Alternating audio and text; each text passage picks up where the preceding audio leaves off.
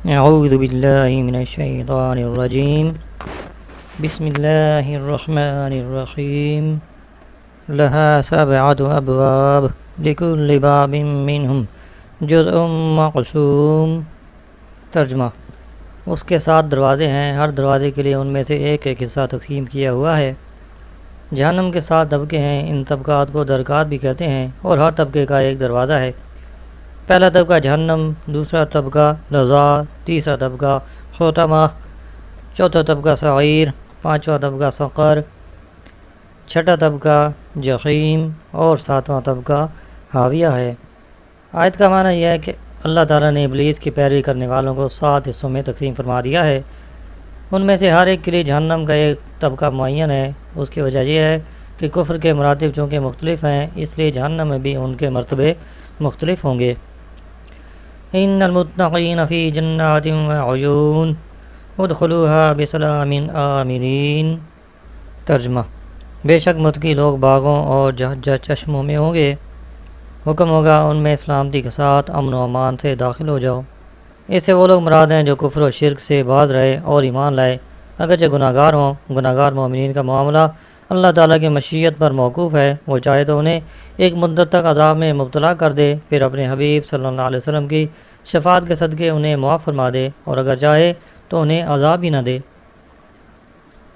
ایک قول یہ ہے کہ جب اللہ تعالیٰ سے ڈرنے والے جنت کے دروازوں پر پہنچیں گے تو ان سے کہا جائے گا،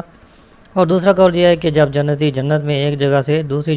جنت کی طرف متوجہ ہوں گے تو فرشتوں کی زبانی ان سے کہا جائے گا، تم سلامتی اور امن و امان کے ساتھ جنت میں داخل ہو جاؤ، نہ یہاں سے نکالے جاؤ گے، نہ تمہیں یہاں موت آئے گی، نہ تم پر کوئی آفت رونما ہوگی، نہ یہاں کوئی خوف اور پریشانی ہوگی۔ وَنَزَعْنَا مَا فِي صُدُورِهِم مِّن غِلٍّ إِخْوَانًا عَلَىٰ سُرُرٍ مُّتَقَابِلِينَ لَا يَمَسُّهُمْ فِيهَا نَصَبٌ وَمَا هُم مِّنْهَا بِمُخْرَجِينَ۔ ترجمہ: اور ہم ان کے سینوں میں موجود کینہ کھینچ لیں گے، وہ آپس میں بھائی بھائی ہوں گے، وہ آمنے سامنے تختوں پر بیٹھے ہوں گے، انہیں جنت میں نہ کوئی تکلیف پہنچے گی اور نہ ہی وہ وہاں سے نکالے جائیں گے۔ یعنی دنیا میں اگر ان ڈرنے والوں میں سے کسی کے دل میں دوسرے کے بارے میں کچھ کینہ ہوگا تو جنت میں داخل ہونے سے پہلے اللہ تعالیٰ اسے ان کے دلوں سے نکال دے گا اور ان کے نفوس کو بغض، حسد، عناد اور عداوت وغیرہ مذموم خصلتوں سے پاک کر دے گا، اور ایک دوسرے کے ساتھ محبت کرنے اور میل جول رکھنے میں اس طرح ہوں گے جیسے سگے بھائی ہوتے ہیں۔ فرمایا وہ آمنے سامنے تختوں پر بیٹھے ہوں گے۔ اس کا ایک تو واضح مفہوم ہے کہ وہ ایک دوسرے کے سامنے جنت میں تختوں پر بیٹھے ہوں گے اور مجلس کا لطف اٹھائیں گے۔ ایک مفہوم یہ بھی بیان کیا گیا ہے کہ جب جنتی ایک جگہ جمع ہو کر ایک دوسرے سے ملاقات کریں گے اور فارغ ہونے کے بعد واپس لوٹنے کا ارادہ کریں گے تو ان میں سے ہر ایک کا تخت اس طرح گھوم جائے گا کہ اس پر سوار جنتی کا چہرہ اپنے ساتھی کے چہرے کے سامنے ہوگا اور اس کی پشت اس طرف ہوگی جدھر تخت اسے لے جا رہا ہوگا۔ اس میں انسیت اور تعظیم زیادہ ہے۔ نبئ عبادی انی انا الغفور الرحیم وان عذابی هو العذاب العلیم۔ ترجمہ: میرے بندوں کو خبر دو کہ بے شک میں ہی بخشنے والا مہربان ہوں اور بے شک میرا ہی عذاب دردناک عذاب ہے۔ اس آیت اور اس کے بعد والے آیت میں اللہ تعالیٰ کی طرف سے لوگوں کو گناہ کرنے سے ڈرایا گیا اور جو گناہ ہو چکے ہیں ان سے توبہ کرنے کا حکم دیا گیا ہے۔ ان آیتوں کا خلاصہ یہ ہے کہ اللہ تعالیٰ نے ارشاد فرمایا، اے حبیب صلی اللہ علیہ وسلم، آپ میرے بندوں کو بتا دیں کہ جب وہ اپنے گناہوں سے توبہ کر لیں تو میں ہی ان کے گناہوں پر پردہ ڈال کر ان گناہوں کے سبب ہونے والی رسوائی اور عذاب سے انہیں بچاتا ہوں،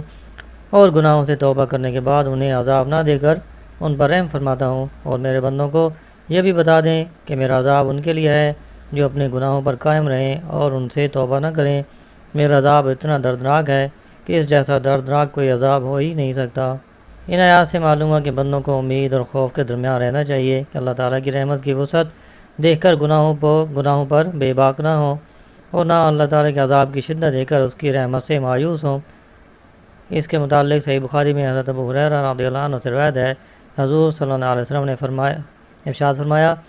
جس روز اللہ تعالیٰ نے رحمت کو پیدا فرمایا تو اس کے 100 حصے کیے اور 99 حصے اپنے پاس رکھ کر ایک حصہ مخلوق کے لیے بھیج دیا۔ اگر کافر بھی یہ جان لے کہ اللہ تعالیٰ کے پاس کتنی رحمت ہے تو وہ بھی جنت سے مایوس نہ ہو، اور اگر مومن یہ جان جائے کہ اس کے پاس کتنا عذاب ہے تو جہنم سے وہ بھی بے خوف نہ ہو۔ صحیح مسلم میں حضرت ابو ہریرہ رضی اللہ عنہ سے روایت ہے، رسول اللہ صلی اللہ علیہ وسلم نے ارشاد فرمایا، اگر مومن جان لیتا کہ اللہ تعالیٰ کے پاس کتنا عذاب ہے تو کوئی بھی اس کی جنت کی امید نہ رکھتا، اور اگر کافر جان لیتا کہ اللہ تعالیٰ کے پاس کتنی رحمت ہے تو اس کی جنت سے کوئی نا امید نہ ہوتا۔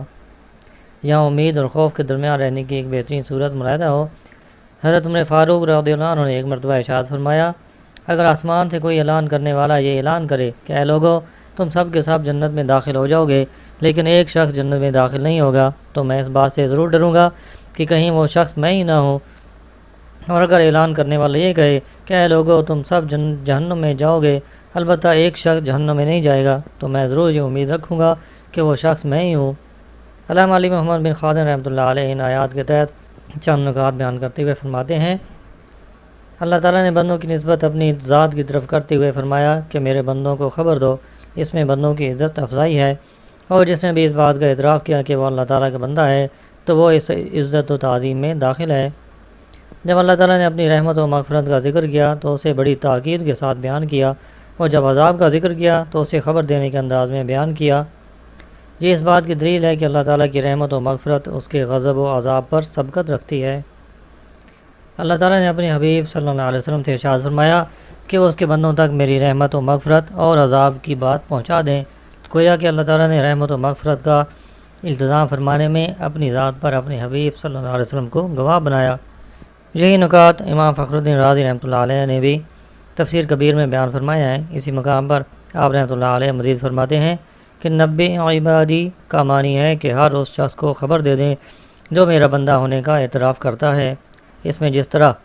اطاعت گزار مومن داخل ہے اسی طرح گناہ گار مومن بھی اس میں داخل ہے، اور یہ سب باتیں اس چیز پر دلالت کرتی ہیں کہ اللہ تعالیٰ کی رحمت اس کے غضب پر غالب ہے۔ اللہ تعالیٰ کی رحمت کا اس کے غضب پر غالب ہونے کا ذکر کثیر احادیث میں صراحت کے ساتھ موجود ہے۔ چنانچہ صحیح بخاری، صحیح مسلم، سنن ترمذی اور ابن ماجہ وغیرہ میں حضرت ابو ہریرہ رضی اللہ عنہ سے روایت ہے، رسول اللہ صلی اللہ علیہ وسلم نے ارشاد فرمایا، جب اللہ تعالیٰ مخلوق کو پیدا فرما چکا تو لوح محفوظ میں جو اس کے پاس عرش کے اوپر ہے لکھ لیا کہ میری رحمت میرے غضب پر غالب آ گئی ہے۔ صحیح مسلم میں حضرت ابو ہریرہ رضی اللہ عنہ سے روایت ہے، رسول کریم صلی اللہ علیہ وسلم نے ارشاد فرمایا کہ اللہ تعالیٰ ارشاد فرماتا ہے، میری رحمت میرے غضب پر سبقت رکھتی ہے۔ دعا ہے کہ اللہ تعالیٰ ہمیں اپنے غضب سے محفوظ فرمائے اور اپنی رحمت سے ہمیں بھی حصہ عطا فرمائے، آمین۔ فرمایا، اور بے شک میرا عذاب یاد ہے کہ جو کفر کی حالت میں مرا تو وہ تو جہنم کے دردناک عذاب میں ہمیشہ کے لیے مبتلا ہوگا، البتہ جو گناہ گار مسلمان اپنے گناہوں سے توبہ کے بغیر انتقال کر گیا تو اس کا معاملہ اللہ تعالیٰ کی مشیت پر موقوف ہے کہ وہ چاہے تو اسے گناہوں کی سزا دے یا چاہے تو اپنی رحمت سے اس کے تمام گناہ بخش دے اور اسے جنت عطا فرما دے۔ یہ بھی یاد ہے کہ جس طرح بہت سے اسباب ایسے ہیں جن سے بندے کو اللہ تعالیٰ کی رحمت و مغفرت حاصل ہوتی ہے، اسی طرح بہت سے اسباب ایسے بھی ہیں جن سے بندہ اللہ تعالیٰ کی شدید اور دردناک عذاب میں مبتلا ہو جاتا ہے۔ ان میں سے کچھ اسباب یہاں ذکر کرتے ہیں۔ ان اسباب میں کئی جگہ قدر مشترک بھی ہے لیکن اپنے ظاہر کے اعتبار سے یہ جدا جدا ہیں۔ نمبر 1 ہے کفر کرنا۔ اللہ تعالیٰ ارشاد فرماتا ہے، ترجمہ ہے، پس جو لوگ کافر ہیں تو میں انہیں دنیا اور آخرت میں سخت عذاب دوں گا اور ان کا کوئی مددگار نہ ہوگا۔ نمبر 2 ہے اللہ تعالیٰ پر جھوٹ باندھنا۔ اللہ تعالیٰ ارشاد فرماتا ہے، ترجمہ، اور قیامت کے دن تم اللہ پر جھوٹ باندھنے والوں کو دیکھو گے کہ ان کے منہ کالے ہوں گے، کیا متکبروں کا ٹھکانہ جہنم میں نہیں ہے۔ نمبر 3 ہے منافقت اختیار کرنا۔ منافقوں کے بارے میں اللہ تعالیٰ ارشاد فرماتا ہے، ترجمہ، یہ لوگ اللہ کو اور ایمان والوں کو فریب دینا چاہتے ہیں حالانکہ یہ صرف اپنے آپ کو فریب دے رہے ہیں اور انہیں شعور نہیں، ان کے دلوں میں بیماری ہے تو اللہ نے ان کی بیماری میں اور اضافہ کر دیا اور ان کے لیے ان کے جھوٹ بولنے کی وجہ سے دردناک عذاب ہے۔ نمبر 4 اللہ تعالیٰ اور اس کے رسول کے احکام کی نافرمانی کرنا۔ اللہ تعالیٰ ارشاد فرماتا ہے، اور کتنے ہی شہر تھے جنہوں نے اپنے رب کے حکم اور اس کے رسولوں سے سرکشی کی تو ہم نے ان سے سخت حساب لیا اور انہیں برا عذاب دیا تو انہوں نے اپنے کام کا وبال چکھا اور ان کے کام کا انجام گھاٹا ہوا۔ اللہ نے ان کے لیے سخت عذاب تیار کر رکھا ہے، تو اللہ سے ڈرو اے عقل والو جو ایمان لائے ہو۔ نمبر 5 ہے اللہ تعالیٰ سے دعا مانگنے میں تکبر کرنا۔ چنانچہ اللہ تعالیٰ ارشاد فرماتا ہے، ترجمہ ہے، اور تمہارے رب نے فرمایا، مجھ سے دعا کرو میں قبول کروں گا، بے شک وہ جو میری عبادت سے تکبر کرتے ہیں عنقریب ذلیل ہو کر جہنم میں جائیں گے۔ نمبر 6، مسلمان کو جان بوجھ کر قتل کرنا۔ چنانچہ اللہ تعالیٰ ارشاد فرماتا ہے، ترجمہ، اور جو کسی مسلمان کو جان بوجھ کر قتل کر دے تو اس کا بدلہ جہنم ہے، عرصہ دراز تک اس میں رہے گا، اور اللہ نے اس پر غضب کیا اور اس پر لعنت کی اور اس کے لیے بڑا عذاب تیار کر رکھا ہے۔ وَنَبِّئْهُمْ عَنْ ضَيْفِ إِبْرَاهِيمَ۔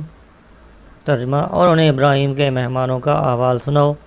اس صورت میں سب سے پہلے اللہ تعالیٰ نے نبی کریم صلی اللہ علیہ وسلم کی نبوت پر دلائل دیے، اس کے بعد توحید پر دلائل ذکر فرمائے، پھر حضرت آدم علیہ السلام کی تخلیق اور اس سے متعلق واقعات بیان فرمائے، پھر سعادت مندوں اور بدبختوں کے احوال بیان کیے۔ اس آیت سے اللہ تعالیٰ نے بعض انبیاء کرام کے واقعات بیان فرمائے تاکہ ان واقعات کو سن کر لوگ عبرت حاصل کریں اور ان میں عبادت کا ذوق و شوق پیدا ہو۔ سب سے پہلے حضرت ابراہیم علیہ السلام کا واقعہ بیان فرمایا، پھر حضرت لوط علیہ السلام کا واقعہ، پھر حضرت شعیب علیہ السلام کا، اور آخر میں حضرت صالح علیہ السلام کا واقعہ بیان فرمایا۔ چاروں انبیاء کرام کے واقعات اختصار کے ساتھ یہاں بیان کیے گئے ہیں۔ ان واقعات کی تفصیل سورہ ہود میں موجود ہے۔ فرمایا، عن ضیف ابراہیم، ابراہیم کے مہمانوں کا، یعنی اے حبیب صلی اللہ علیہ وسلم، میرے بندوں کو حضرت ابراہیم علیہ السلام کے مہمانوں کا احوال سنائیں، جنہیں ہم نے اس لیے بھیجا تھا کہ وہ حضرت ابراہیم علیہ السلام کو بیٹے کی بشارت دیں اور حضرت لوط علیہ السلام کی قوم کو ہلاک کریں، تاکہ میرے بندے حضرت لوط علیہ السلام کی قوم پر آنے والے عذاب، اللہ تعالیٰ کی ناراضی اور مجرموں سے لیے گئے انتقام کو دیکھ کر عبرت حاصل کریں اور انہیں یقین ہو جائے کہ اللہ تعالیٰ کا عذاب ہی سب سے سخت ہے۔ یاد ہے کہ حضرت ابراہیم علیہ السلام کے مہمان کئی فرشتے تھے اور ان میں حضرت جبرائیل علیہ السلام بھی تھے۔